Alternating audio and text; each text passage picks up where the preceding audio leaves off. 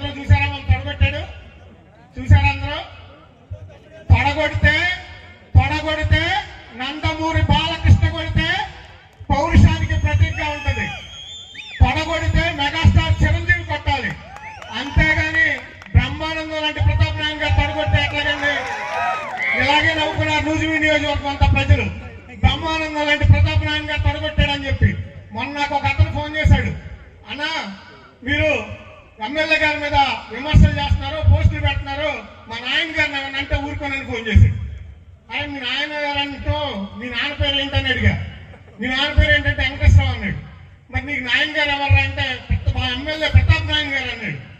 ఈరోజు జమీందారు కుటుంబంలో పుట్టినందుకు మనందరం కూడా గౌరవిస్తున్నాం.